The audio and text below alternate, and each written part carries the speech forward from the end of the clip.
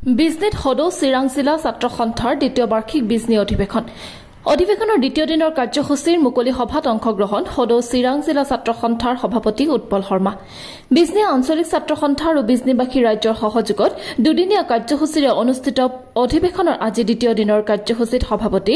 উৎপল শৰ্মা অংশগ্ৰহণ কৰি সম্প্ৰতি ৰাজ্য চৰকাৰে চলাই অহা উচ্ছেদ অভিযানৰ ওপৰত কেইবাটাও গুৰুত্বপূৰ্ণ মন্তব্য কৰাৰ লগতে অসমৰ জ্বলন্ত অবৈধ বিদেশীৰ সমস্যা সমাধান সূত্ৰ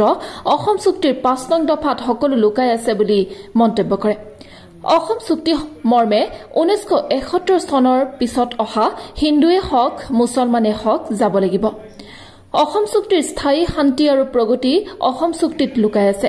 ৪০ বছৰে অসম চুক্তি ৰূপায়ণ নকৰাৰ বাবে জাতিটোৰ প্ৰতি অহা সংকট প্ৰকট হ'ল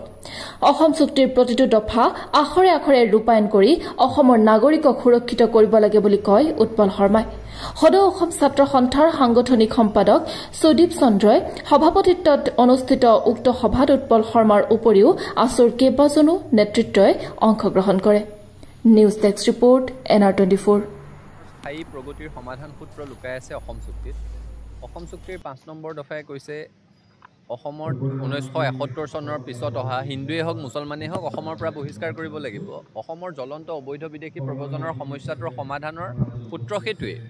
অসম চুক্তিৰ ৬ নং দফাই কৈছে যে অসমৰ খিলঞ্জীয়া মানুহক সাংবিধানিক প্ৰশাসনিক আইনগত ৰক্ষা কৱচ দিয়া হ'ব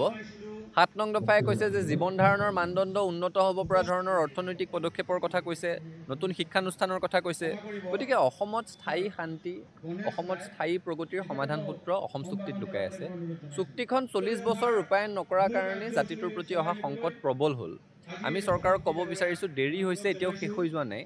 এতিয়াও সময় নিৰ্ধাৰিত কাৰ্যসূচীৰ সৈতে অসম চুক্তিৰ প্ৰতিটো দফা আখৰে আখৰে ৰূপায়ণ কৰি অসমৰ মানুহক সুৰক্ষিত কৰিব লাগে আজি ১৯৮৫ চনৰ ১৫ আগষ্টত অসম চুক্তি স্বাক্ষৰ হৈছিলে সেইখিনি সময়ৰ প্ৰধানমন্ত্ৰীয়ে লালকিল্লাৰ পৰা ঘোষণা কৰিছিল যে অসমৰ বিদ্যাৰ্থীসকলৰ সৈতে চুক্তি স্বাক্ষৰ হৈছে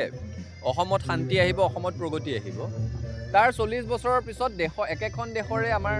বৰ্তমানৰ প্ৰধানমন্ত্ৰী নৰেন্দ্ৰ মোদীয়ে একেই লালকিল্লাৰ পৰা আকৌ ঘোষণা কৰিব লগা হৈছে যে দেশত অনুপ্ৰৱেশকাৰীয়ে সংকটৰ সৃষ্টি কৰিছে অনুপ্ৰৱেশকাৰীয়ে জনগাঁথনি সলনি কৰাৰ ষড়যন্ত্ৰ কৰিছে অনুপ্ৰৱেশকাৰীৰ পৰা আমাৰ জীয়ৰী বোৱাৰীৰ নিৰাপত্তা নোহোৱা হৈছে আৰু অনুপ্ৰৱেশকাৰীয়ে আমাৰ সংস্থাপন কাঢ়ি লৈছে খিলঞ্জীয়া মানুহৰ ভূমি কাঢ়ি লৈছে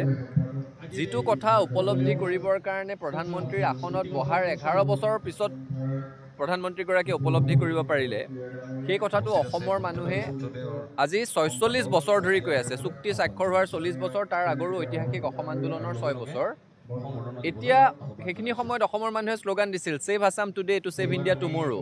সেই কথাটো দেশৰ মানুহে নুশুনিলে কেন্দ্ৰীয় চৰকাৰে নুশুনিলে যিটো ভয়াৱহ টুমৰোৰ কথা অসমীয়া মানুহে সকীয়াই দিছিল সেই টুমৰোটো আজি টুডে হৈ ভোটৰ দৰে খেদি ফুৰিছে এতিয়া কেন্দ্ৰীয় চৰকাৰে প্ৰতিখন ৰাজ্যলৈ নিৰ্দেশনা জাৰি কৰিছে যে ৰাজ্যৰ পৰা অবৈধ বাংলাদেশী চিনাক্ত কৰি বহিষ্কাৰ কৰিব লাগে যিটো কথা এসময়ত অসমৰ সমস্যা আছিল গোটেই দেশৰ সমস্যা হ'ল সেইকাৰণে কৈছোঁ দেৰি হ'লেই কিন্তু শেষ হৈ যোৱা নাই এতিয়াও যদি হাতে কামে পদক্ষেপ নলয় জাতিটো শেষ হৈ যাব দেশখন শেষ হৈ যাব সেইকাৰণে অসম চুক্তিৰ প্ৰতিটো দফা আখৰে আখৰে ৰূপায়ণ কৰাৰ বিকল্প নাই সেই কাম কৰিবৰ কাৰণে দুয়োখন চৰকাৰক দাবী জনাইছোঁ আছে